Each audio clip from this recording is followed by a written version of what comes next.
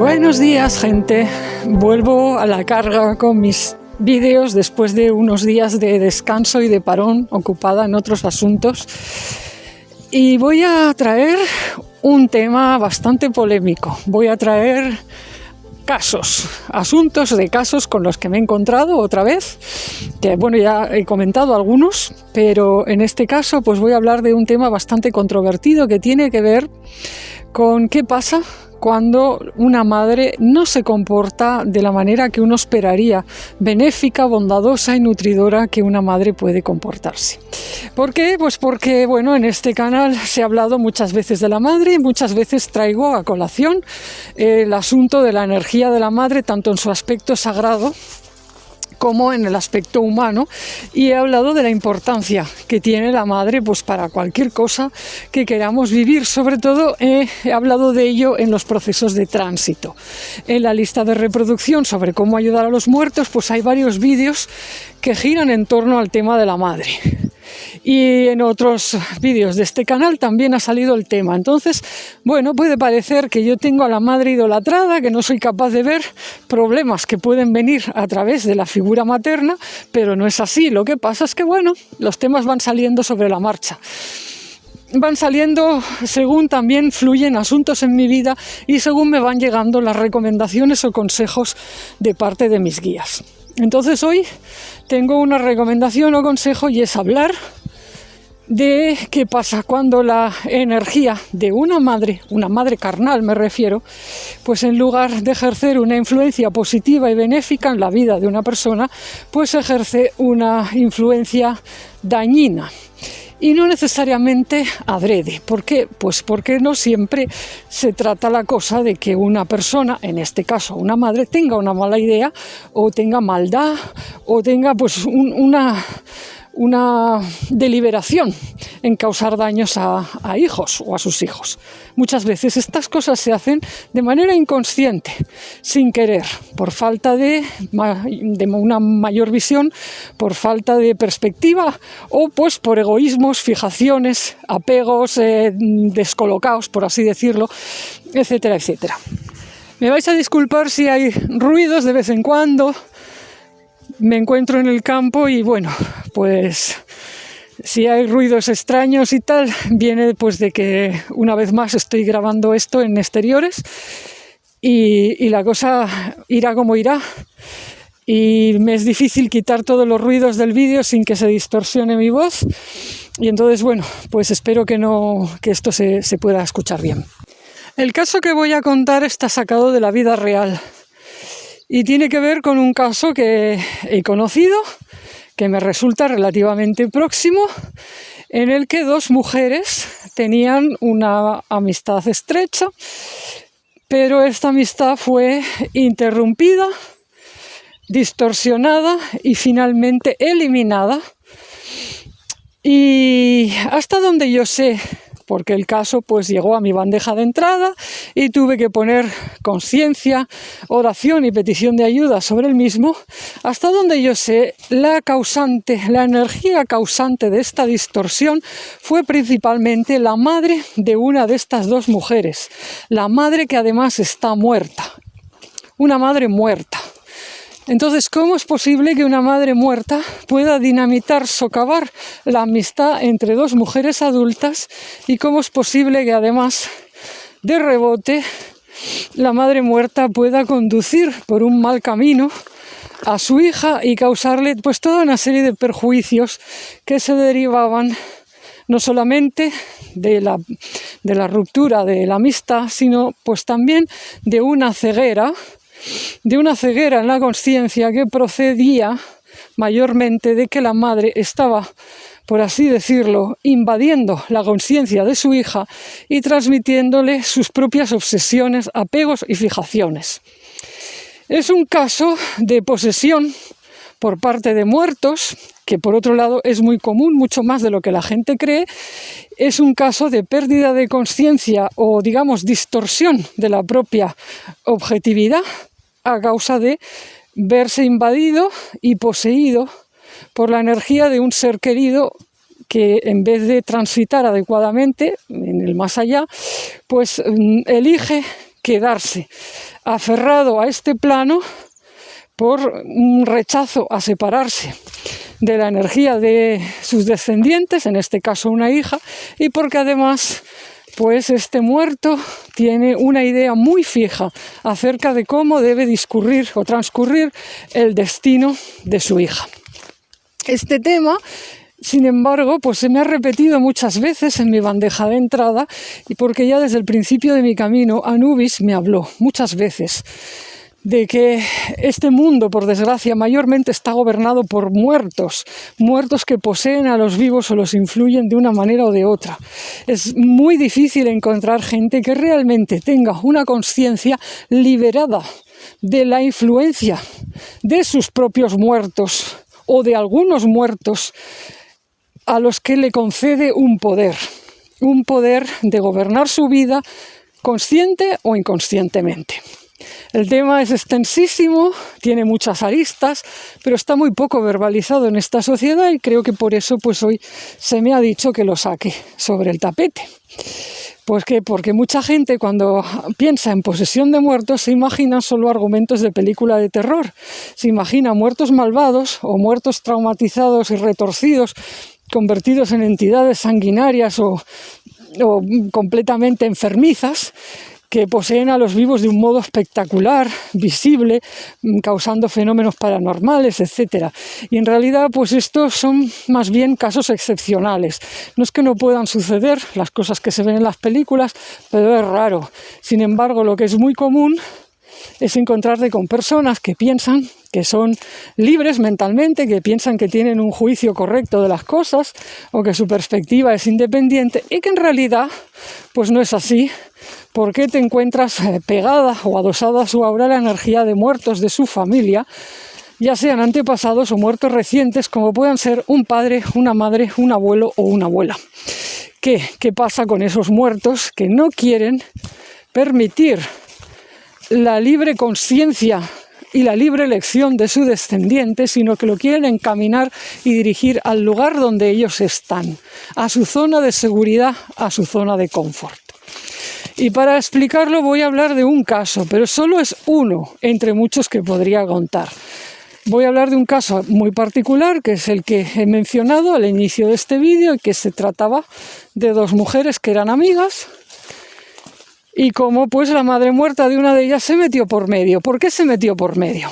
Para separar a estas mujeres y cambiar todo el escenario, por así decirlo. Bueno, esta madre se metió por medio porque lo que inició la amistad entre estas dos personas tenía que ver precisamente con una resonancia profunda con las fuerzas sagradas de la naturaleza y con los antiguos caminos que llamaríamos paganos. Paganos dicho en un sentido vulgar, pero no con un sentido peyorativo. Me refiero a los antiguos caminos tradicionales, nativos, por ejemplo, de Europa. Es decir, recuperar la espiritualidad profunda que subyace en las raíces más antiguas y que tiene que ver con entenderse con los espíritus de la naturaleza y desplegar un modo de vida respetuoso con la naturaleza y con sus espíritus y separado de los dogmas de las grandes religiones organizadas, o por lo menos independiente de ciertos criterios y mandatos. Pues porque las grandes religiones organizadas que estaban presentes en el escenario donde estas dos mujeres estaban viviendo, por así decirlo, pues no son religiones que se caracterizan por vivir una unión con la naturaleza o por estarla cuidando. O sea que no estoy diciendo esto porque quiera criticar a las grandes religiones organizadas. Estoy hablando de una manera genérica, sin dar nombres, ni etiquetas, ni definiciones, para no herir sensibilidades, pero también porque quiero poner el foco en el caso personal y en el caso de esta madre muerta y no en el tema religioso, que no es el tema de este vídeo. O sea, yo no vengo ahora a debatir que si religión sí, que si religión no, como a algunas personas pues les gustaría. Que si la religión es mala, que si la espiritualidad es buena. Bueno, todo eso son categorías intelectuales modernas y yo ahora mismo no voy a entrar en eso. Yo lo que vengo a decir es, bueno, en este caso, vamos a estudiar, o sea, a observar 4 cosas de este caso. Era un caso en el que, pues en el ambiente donde vivían estas 2 mujeres, las religiones organizadas, bíblicas, vamos a decir así, no estaban por la labor, no se estaban ocupando de nada que tuviera que ver con cosas de la naturaleza, y en cambio, pues ambas mujeres estaban sumergidas, por así decirlo, en la indagación de otras formas de espiritualidad que tenían más que ver con los pueblos nativos que han vivido en el continente europeo y en su zona del mapa.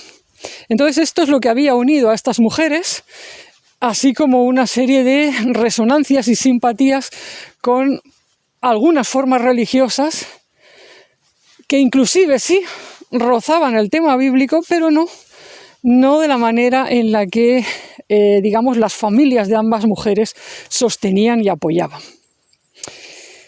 Entonces, llegado cierto momento, ambas mujeres decidieron hacer algo en común y plasmar de algún modo en hechos y en un compromiso, digamos, más sólido, pues todo lo que compartían, todo ese universo compartido y todos sus sueños. Y entonces fue justo en ese momento cuando empezó a producirse la distorsión y empezaron a darse toda clase de problemas bastante surrealistas y escamosos al principio, pero que luego pues fueron teniendo una tónica continuada, y cada vez problemas más insidiosos y más extraños, hasta que al final pues terminó esto en un conflicto abierto, sangrante, que produjo mucho sufrimiento a ambas partes. Entonces, bueno, es cuando esto pasa, digamos, llega, digamos, a la bandeja de entrada de mis guías. Se me plantea que hay que hacer una consulta formal para esto, hay que hacer una búsqueda de visión para tratar de aportar ayuda en este caso, y entonces es cuando la propia madre muerta de una de estas mujeres se me presenta y me dice que ha sido ella la que lo ha hecho todo. O sea, ha sido ella la que ha generado la discordia y la que ha llevado a su hija a la ruptura con la otra mujer. Yo le pregunto por qué ha hecho esto, y entonces me habla de la religión que esta madre muerta profesaba y que se veía cuestionada y en peligro si su hija continuaba dando los pasos que estaba dando. Es decir, la propia madre muerta me dijo: mira, yo estoy aquí en el más allá y lo que vi es que mi hija no me iba a poder acompañar. Yo la vi en un lugar en el que yo no me siento cómoda. Todo este lugar de los espíritus de la naturaleza y de los nativos, de los indígenas del continente europeo, a mí me da miedo, me genera inseguridad. Me da mucho miedo, además, que a mi hija le pueda pasar algo malo por andar en estos caminos. Entonces yo no quiero que ella se meta en esto, yo no he querido, y en realidad además lo que quiero es que ella me acompañe. Pero claro, para que ella me acompañe yo quiero que rece las oraciones que a mí me gustaban, que vaya a la iglesia como a mí me gustaba, etcétera, etcétera. Entonces la propia madre me mostró pues que su propio sentimiento de soledad en el más allá, su propia dificultad para transitar, su propia necesidad de sentirse pues reforzada, apoyada y acompañada, y su propia dificultad en saber articular, por así decirlo, un lenguaje espiritual con su hija viva que fuera más allá de sus creencias católicas, pues era la que había orquestado todo lo otro. Es decir, a causa de todo esto, ella se interpuso y acabó logrando su propósito, por así decirlo. Entonces, bueno, me pareció muy fuerte la información, pero le vi mucha coherencia, porque si ponía sobre la mesa todos los datos que yo tenía sobre el caso, pues la verdad es que encajaba bastante. Como mi camino es el de ser un detective espiritual, como ya expliqué en el inicio de las clases, creo que es la clase número 7, al inicio de este canal, que hay un vídeo dedicado a cómo ser un detective espiritual. Bueno, pues a ver, lo que quiero decir es que siendo un detective espiritual no quiero decir al 100% que ponga la mano en el fuego, porque esta percepción que me llegó sea cierta al 100%. Estamos hablando de cuestiones que atañen a la vida visionaria, temas de muertos, y esto, pues claro, no tienes nunca una demostración científica, ¿no?, de que esto es así. Pero sí que vamos a decir que hay muchos indicios que me indican que lo que escuché y lo que se me dijo es cierto.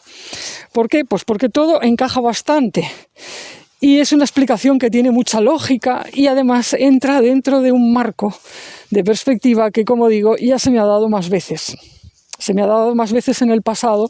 Yo ya he visto más veces en otros casos, en otras familias y de otras maneras, que muchas veces la gente, los vivos, no somos tan libres como pensamos y nos dirigen fuerzas que están más allá de nuestra conciencia y que, para empezar, la mayor parte de las veces vienen de nuestros propios muertos.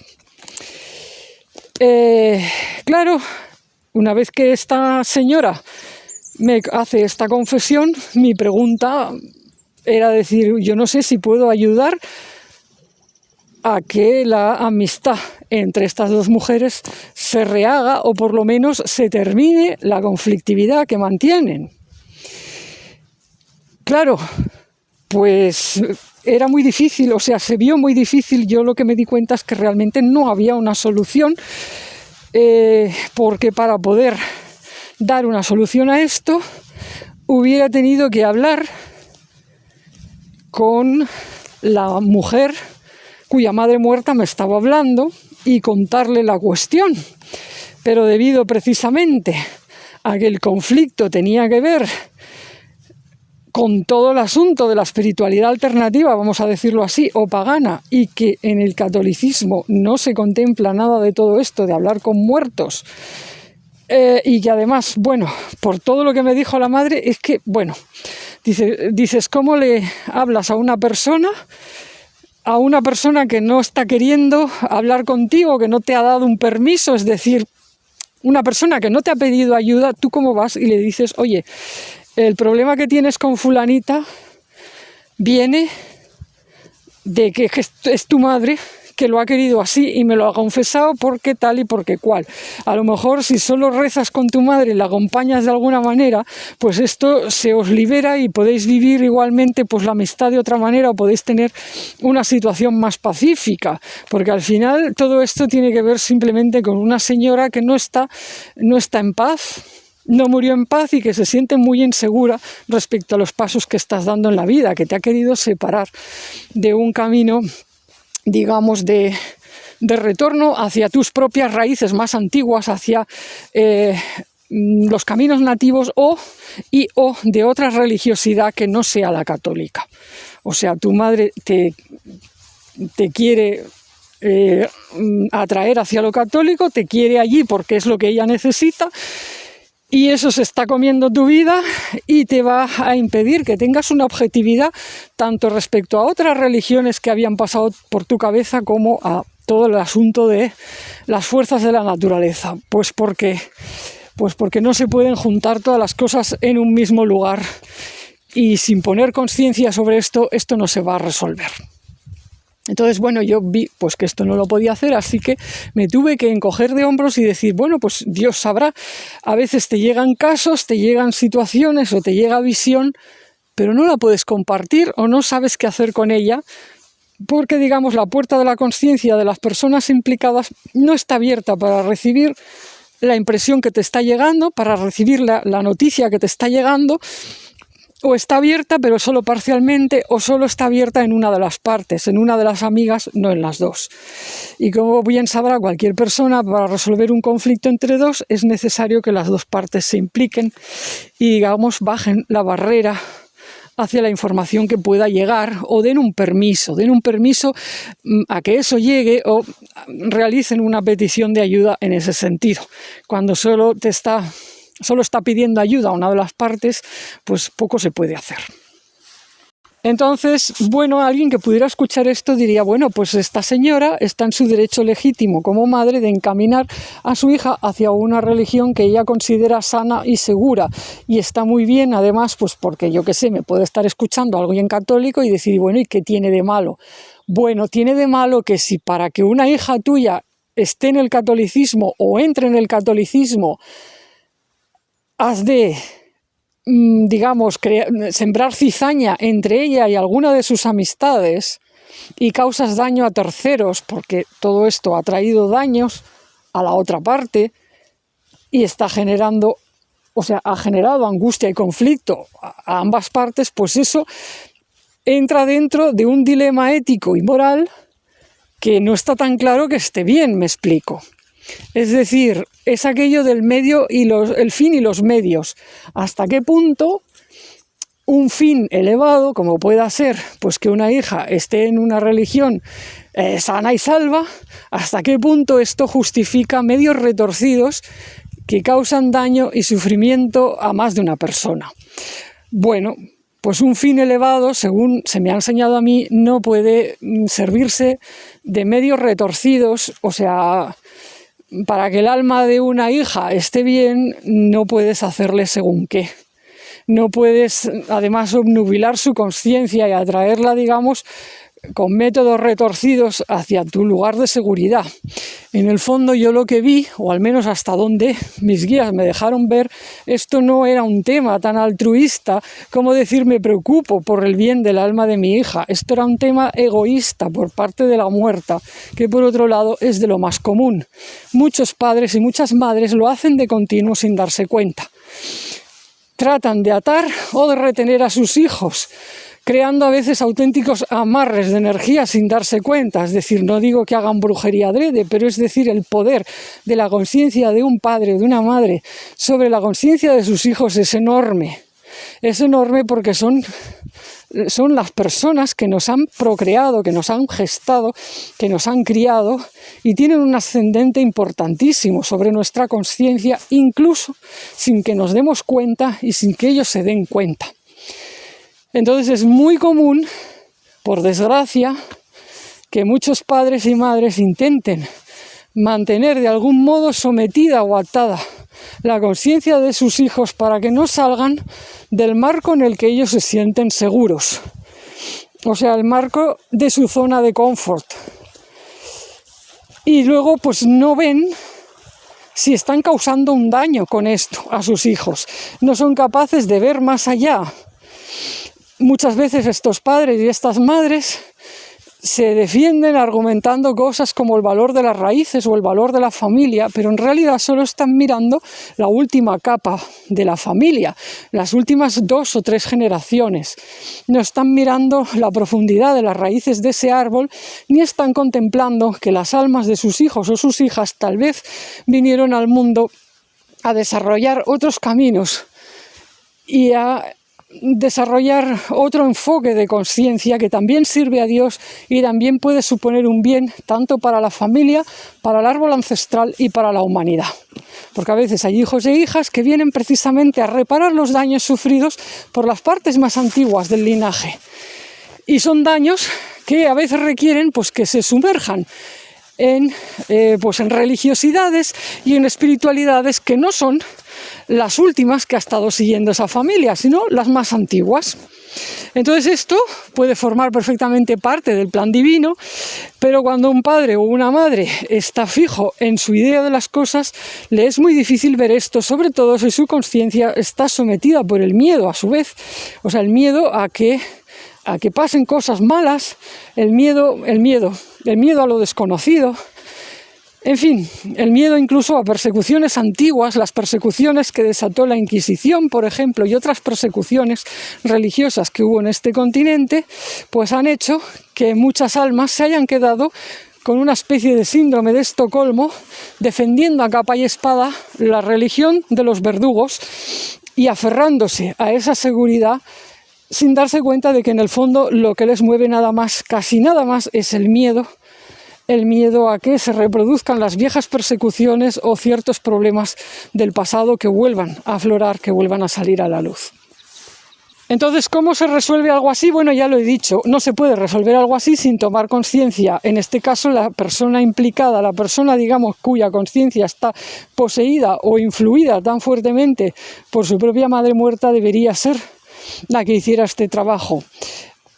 Aplicando consejo a la otra parte en conflicto, que es la que ha demandado petición de visión y ayuda, pues lo que se le puede decir es: mira, sé realista, esto no tiene resolución, por tu parte no puedes hacer nada, todo lo más que puedes hacer es separar caminos con la otra persona y desentenderte, es decir, desapegarte en el elevado sentido del término, es decir, bueno, a veces hay que asumir que una amistad muere y esa persona muere tal y como la conociste, y se trata de aceptar esto, forma parte de la aceptación de la muerte que acompaña esta existencia. O sea, en esta vida pues morimos y la gente se nos muere. A veces la gente muere de manera física y a veces muere de otra manera. Pero uno tiene que saber distinguir cuando un conflicto está dentro de lo resoluble, es decir, que está en su mano poder incidir en eso para solucionar los problemas, y cuando no. Entonces el consejo para la otra parte es: suelta, suelta. Y como decía Jesús, deja que los muertos entierren a sus muertos. Entonces uno tiene que lavarse las manos en ese sentido, no en el sentido de Pilatos, sino decir, bueno, no puedes intervenir más en un caso donde ya no se te quiere y donde pues estás pasando a figurar como una mala influencia. Porque eso es lo que está pensando la madre muerta. Tú eres una mala influencia para su hija, la estás llevando hacia un mal camino. El compromiso contigo estaba llevando a su hija viva hacia caminos que generaban miedo e inseguridad a esa señora. Claro que sí, que me dirá alguien que escuche esto, idealmente esa señora muerta se le habría de decir: oye, tienes que transitar. Sí, claro que sí, pero es muy difícil hacer esto cuando hay una hija que la está reteniendo aquí porque también se siente nostálgica de su madre y que de algún modo le está dando permiso para habitar en su espalda o en su subconsciente, por así decirlo. Entonces, desde fuera, una tercera persona apenas puede incidir en una relación así. Es decir, el caso de las posesiones por parte de muertos, siempre hay una parte de responsabilidad que compete al vivo, porque a veces, aunque no se dé cuenta de manera consciente que eso le está pasando y que está medio poseído por un muerto familiar, de algún modo, por alguna brecha, eso le está entrando. En alguna parte de su conciencia esa persona lo está permitiendo. Y bueno, pues esto se puede dialogar con esa persona, como digo, cuando esa persona está pidiendo ayuda o está abierta a escuchar opiniones de terceros, pero cuando no, no. Entonces, como persona externa se puede dialogar con una madre muerta que está poseyendo a su hija, pero falta la otra parte, me explico. Y si esa madre muerta no está dispuesta a realizar un proceso de desapego y de tránsito, dejando a su hija con la libertad de conciencia, porque para ella esto es inseguridad, miedo, peligro, no sé qué, bueno, pues es que no se puede hacer más. ¿Me explico? Las personas poseídas son como las casas habitadas, las casas ocupadas. Tú vas por un pueblo y te parece que muchas casas están vacías y luego resulta que están habitadas por muertos. ¿A quién compete el mayor derecho y el mayor poder de acción para exorcizar una casa o, digamos, vaciarla de sus muertos? Es al propietario. Entonces los cuerpos son como las casas. Desde fuera tú puedes ir de visita a una casa y puedes sentir que allí hay unos muertos, pero si no tienes el permiso de los propietarios para incidir allí, va a ser muy difícil que eso se repare del todo. Puede que en algunos casos algún muerto que no esté muy vinculado con esa persona entienda tu discurso y acepte marcharse.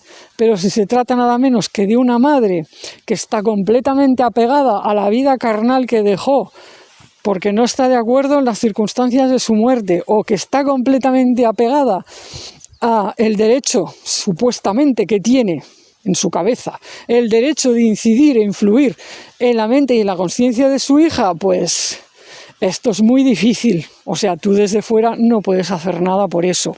Esa hija pasa a ser como una casa ocupada por un fantasma, el fantasma de la madre muerta. Y esa casa, como no es tuya, esa casa es de otra persona, bueno, pues su propietaria va a estar viviendo con eso indefinidamente, salvo que viva un cambio de conciencia o en algún momento pida ayuda y se sumerja en serio para ver en las profundidades qué es lo que está pasando. Muchas veces lo que sucede es que las personas que viven conflictos de este tipo se terminan adaptando, pierden, digamos, la memoria casi de cómo eran antes de vivir esta especie de posesión y se acostumbran tanto a esa nueva identidad semiposeída que se terminan identificando con ella. Terminan identificándose con eso y cuando miran hacia atrás y ven la vida anterior, les parece una pesadilla casi o un sueño ajeno, les parece algo que es de otra persona. Y entonces pues ya no sienten el impulso de arreglar nada ni de solucionar nada, porque no se sienten en un problema, sino en una identidad verdadera para esa persona. Porque como digo, pues ya están completamente identificados y adaptados a la personalidad del muerto. Y esto, como ya he dicho al principio del vídeo, es muy común y le pasa a muchas personas.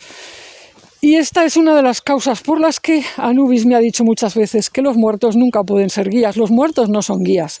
Los muertos son muertos. Los muertos deberían idealmente transitar. Los muertos quiere decir personas difuntas que han pasado al otro lado y que no tienen suficiente luz ni conciencia para saber guiar las almas de los vivos, porque no han trascendido, porque ni siquiera se han despegado del lugar en el que vivieron o de las personas sobre las que ejercieron influencia. Los muertos familiares, tu padre, tu madre, tus abuelos, pueden permanecer como influencias de apoyo, pueden darte un buen consejo en determinado momento, pero no pueden ser guías. Los guías del alma solo pueden ser seres muy trascendidos que han atravesado todas las etapas del desarrollo humano y que están más allá de la forma humana, por así decirlo, porque, como digo, han trascendido. Los guías son presencias normalmente de mucha conciencia, mucha luz conciencia, que son capaces de guiarte por todas las etapas y por todo lo que sea que se pueda vivir como ser humano. Una madre que ha vivido hasta cierta edad y ha vivido lo que ha vivido y su conciencia no llega más a lo que conoció en vida, no puede guiarte. No puede guiarte porque te vas a ver en muchas situaciones que ella no ha vivido y sobre las que ella no sabe qué decir, o pues va a hacer como la madre de esta historia. Te va a llevar a su zona de confort, y si para hacerlo tiene que hacer cosas retorcidas, meter cizaña y aislarte de amistades a las que querías mucho, pues lo va a hacer, porque ni siquiera su conciencia está suficientemente desarrollada como para decir, vale, esto no debería hacerlo. O sea, su conciencia está en el estado que está y le va a decir que el fin justifica los medios.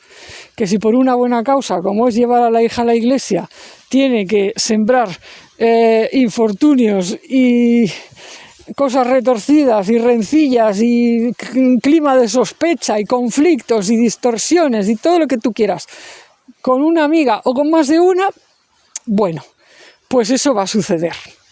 Como nota final a pie de página, o sea, un dato más que a mí me confirmaba o me decía, me sugería que la autoría, digamos, en la sombra de este conflicto era efectivamente la madre muerta, pues hay un dato que es que esta mujer, la mujer, digamos, cuya madre muerta me había hablado, no era la primera vez que tenía esa clase de conflictos asociados con el intento de desarrollar proyectos asociados con el cuidado de la naturaleza o con desarrollar cualquier cosa que tuviera que ver con tener una vida independiente de ella como mujer y desarrollar un camino en libertad. Existía toda una problemática cíclica y recurrente de esta mujer con las propiedades que venía consiguiendo y sobre todo con todo lo que tenía que ver con la naturaleza y el medio rural. Y bueno, pues la madre me estaba diciendo, he sido yo. ¿Por qué? Pues porque la quería en el lugar donde la podía seguir, en medio urbano, y la quería llevándola hacia, hacia todo lo que ella podía valorar, controlar de algún modo y conocer. Nada de ambientes alternativos, nada de ambientes hippies, nada de espiritualidad alternativa y nada de caminos de indagación personal hacia una independencia o un desarrollo de la conciencia que pudiera llevar a esa hija hacia quién sabe dónde. hacia quién sabe dónde, lugares donde la madre solo sentía miedo. Bueno, pues aquí lo dejo y espero que este material de hoy sirva para reflexión de los que hayan escuchado este vídeo.